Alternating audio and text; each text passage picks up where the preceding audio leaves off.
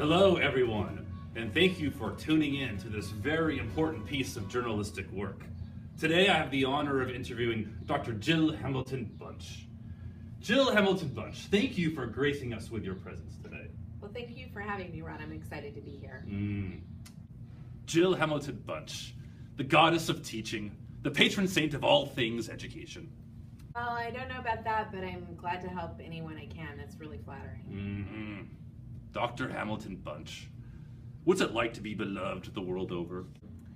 Again, I don't know about that, but I am excited to be here to help people with ELD. Ah, yes. Like any good educator, you keep me on track. Make me toe the line. Okay, Jill, this isn't some softball interview. I'm going to ask some tough questions. Questions teachers have been wondering about. Questions teachers have the right to know. Are you ready to enter the Ron Burgundy zone?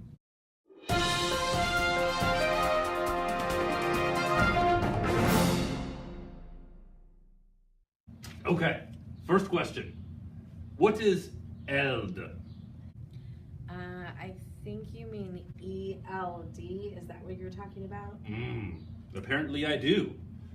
So Jill, why do teachers have to provide ELD support? Didn't we get rid of this ELD hullabaloo in 1998? Actually, Ron, that's when we moved away from a bilingual system of education, but that's when ELD really became the delivery system throughout California for students needing language services. So English language development is the name for what we do with students to develop their language in English and provide for students who don't have full fluency in order to access the academic curriculum that they need. So here's a natural follow-up question to everything you just said. If we just don't provide ELD support, do you think it will go away? I mean, is this whole thing just like the CST? Will it just disappear like flock of seagulls or bell-bottom jeans?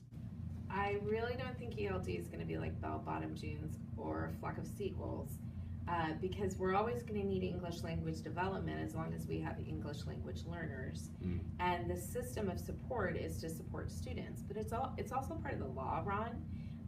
There's a law in a court case in 1974, Lau versus Nichols, that provided for service to English learners, and that's been reaffirmed several times in the Supreme Court. And also the state of California has a commitment to ensuring that all students get language. How about if we just reclassify everyone?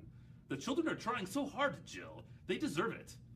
I think they absolutely do deserve to be reclassified, Ron, but we need to follow the law and we need to ensure good practices for English learners. So to be reclassified, there are several standards that are set. Those are actually set by the state of California in compliance with federal government guidelines to make sure that students have fluency in academic language, to make sure that they have good academic standing, to ensure that they've had opportunity to learn language. So it's not just about students being here a certain amount of time or ensuring that they're placed in the right classes, but that they are actually achieving, and those achievement measures are met, and then they're able to be reclassified.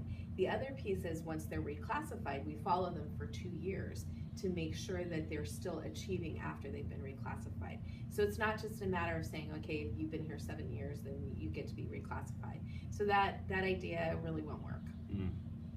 So Jill, how exactly can we get every EL student reclassified? Well, a good start is simply offering English language development in the most helpful, systematic way that we can. And that's ensuring that we have the aspects of designated ELD and integrated ELD, ensuring that our students have access to the curriculum, ensuring that they are attending school regularly so they have that opportunity. I would say the two most important aspects are that they understand the structure of the language, and then that they have opportunities to use that language. Just like when someone wants to learn French, they go to France. They're looking for that structure and interaction opportunity. So that's what we're trying to provide for kids. The difference between the language we learn when we travel and the language we learn for academic purposes is that it's much more sophisticated and it takes a longer time to learn. So we need to be really committed and targeted in our language support. Wasn't ELD called something else once? Are you referring to the CLAD? No, I'm glad. I'm a fantastic dresser. Ron, I'm not talking about your clothes. I'm talking about the CLAD certificate. Oh, that. I got my CLAD. No one told me I had to use it. Ron, do you have a teaching credential? Not anymore. It's a long story, Jill.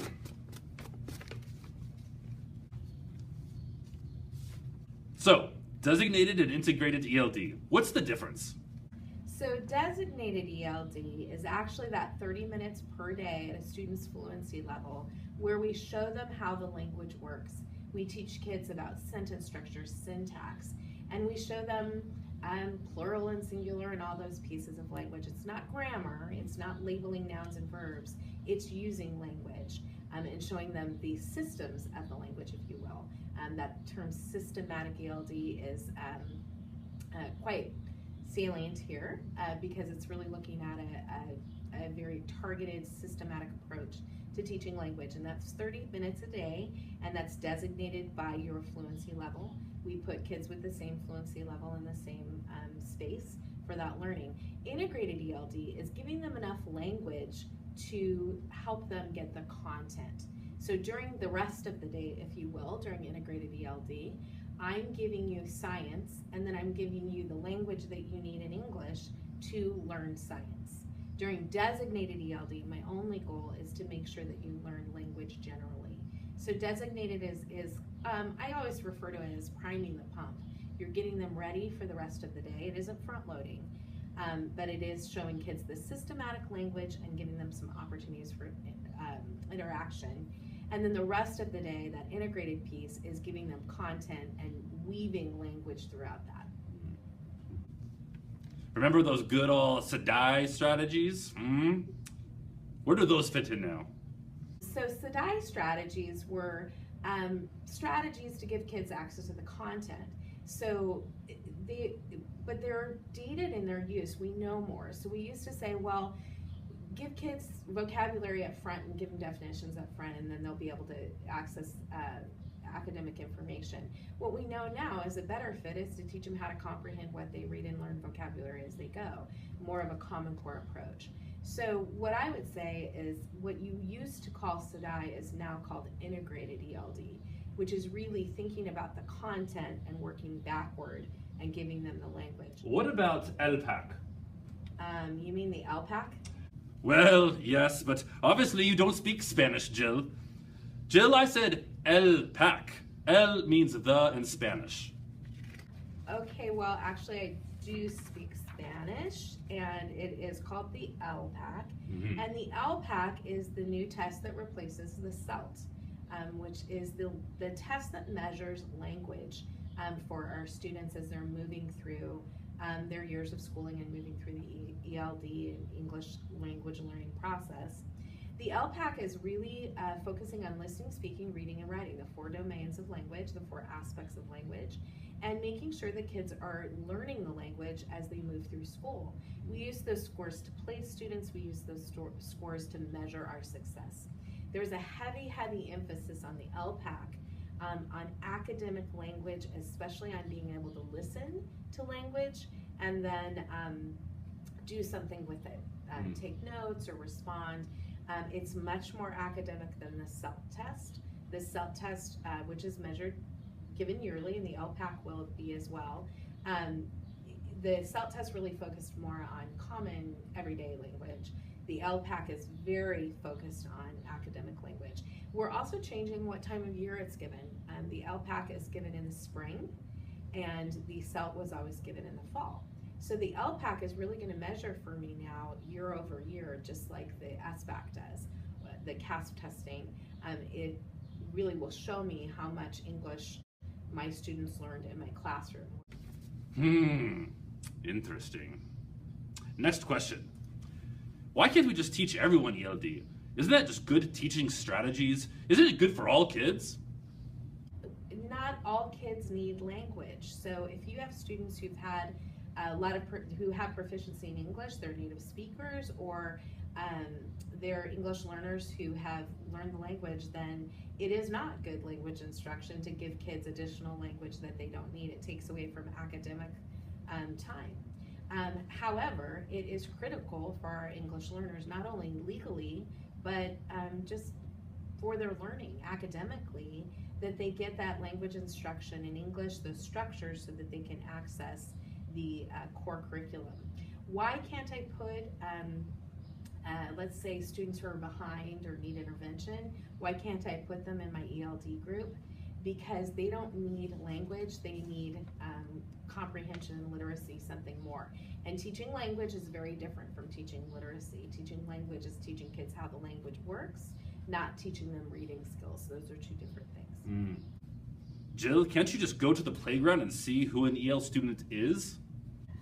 Well, actually you can't, Ron, because you have to look at an actual measure of their language. You can't just listen to playground language, because we're looking at academic language, which is the language of school. And in addition to that, we are making sure that we know exactly where they are on the journey. And if we're looking at language learning and language proficiency, we can't just tell by looking at kids or kind of listening in. What is the home language survey? So the home language survey is given to every student the first time they enter a school in California. And it has several questions on it. What language does the student speak at home? What language do the parents speak to one another? And what the home language survey does is it triggers testing in English to ensure fluency for kids. So if you answer every question in English on the home language survey, then you will never be tested for entrance into the EL program. If one of those answers is not English, then that does trigger testing. And then if you test fluently that first time, you're called fluent English proficient. And you are, it's called an IFEP, it's initial fluent English proficient, and that means you never receive services. But once you test, if you aren't fluent in that first time you're tested, then you receive services, and then you become what's called an RFEP. That's the reclassification process. Can't we just change the home language survey? Actually, we can't, because those questions come from legal guarantees that are based on what is legally defensible, and also just making sure that we're really asking the questions that get to the heart of whether the student has a language other than English. Because the whole point of the home language survey is to ensure, not that we're meeting the law, that's important, but what's most important is we want to make sure if kids have a language other than English, that we're servicing them so that they can get that English proficiency as quickly as possible. And I think that's an important piece. That home language survey for most of our kids is given when they enter kindergarten. So well, Jill, let me stop you right there. Can we just have the parents write the word English on the home language survey? Wouldn't that make our jobs easier? Well, I guess it would make our jobs easier, but it wouldn't be accurate or correct if that's not actually the case. That would be untruthful, Ron, and I think you're committed to the truth as a journalist. Jill Hamilton Bunch, you cut me to my core every time. I'd like to delve into language and literacy. As a teacher, can't I just include designated ELD with 95% group? What if 95% of my students need LD? What then, Jill? Well, so 95% group is a system of intervening. So let's call that intervention time. And no, we can't put designated ELD in intervention time for two reasons. The first one is there are different needs. Intervention for literacy is about intervening for literacy. It's for kids who are behind with certain skills in reading comprehension, in fluency, all those pieces of literacy. ELD is about language, and they're very different because one is the process of reading and the other one is understanding how a language works. So they're two different things. The other piece is that I may need intervention in reading and language. So in that case, I would need ELD and 95%. So I couldn't meet the needs of language during intervention time because that's not what intervention time is doing. Intervention time is giving them intervention in reading skills, and designated ELD is about language. Can't I just send an EL student by a really smart kid and call it a day? Do I really need to worry about integrated this and designated that? No, Ron. Can we just send the the kid by someone who is bilingual? No. Can we sit them by someone wearing glasses? Ron, I'm starting to feel like you're not taking this very seriously. I apologize, Jill, but all of this stuff is making me want to have a stiff glass of scotch. I'm pretty sure you can't have scotch. We're on a school campus. Let's back up a bit. Let's have this ELD kid. Okay, Ron, first of all, it's ELD. And secondly, it's an English language learner or an English language learning student. Oh, okay. I always wondered, what's wrong with ELD kid? I always wondered, what should I call these kids? You get hung up on things like words, Jill. Okay, so I think words are important. And I was an English major, so I really think I probably think they're super important given that background. But I think we can all agree that we don't want to call our kids ELD kids, because ELD stands for English Language Development. That's what we're teaching them. That's like math, science, social studies. English Language Development is an academic area. The student is an English learner, an English language learner, or an English learner student. So those are the acceptable practices that you could use. Okay, well, you sure have thought and reflected about this a lot, Jill.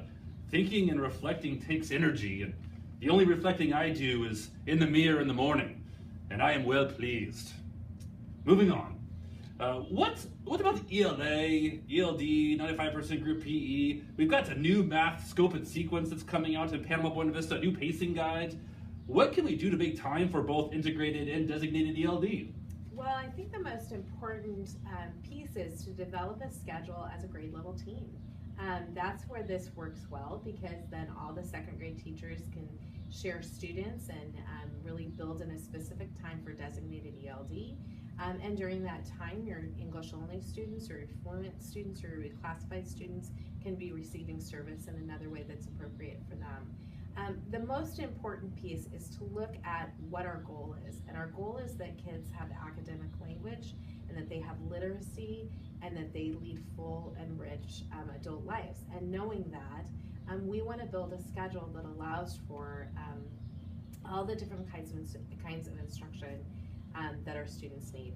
What's most important is to work as a grade level team, as a school, to come up with a schedule that works for serving all of our students. And ELD, designated ELD particularly cannot get done teacher by teacher, because we won't be able to get the right kids in the right seats at the right time. So my strong suggestion is really thinking about needs first, and then scheduling to meet those needs, and being consistent. Will there be ongoing professional developments, and what will the ongoing professional development look like? Well, here in Panama Buena Vista, we're going to be rolling out new ELD curriculum for designated ELD next year. The wonderful thing in California is that designated ELD is built right in to our literacy curriculum. It's not woven throughout the day. It's set up as a separate 30-minute time, but we've got new curriculum here. We're going to be doing lots of training in August, and we're going to have professional development throughout the year. I'm hoping that this is my only interview like this, for obvious reasons maybe. Well, Jill, it's been an amazing experience for you, and I must say, it's been an honor to talk to you. I will say it has been an experience. Yes, it has. Thank you for having me, I guess. You're welcome. And I want to thank you, Jill Hamilton Bunch, for your legendary expertise. I hope you have found this as informative as I have, all of you out there. And thank you for watching. And until next time, stay classy, Panama Buena Vista.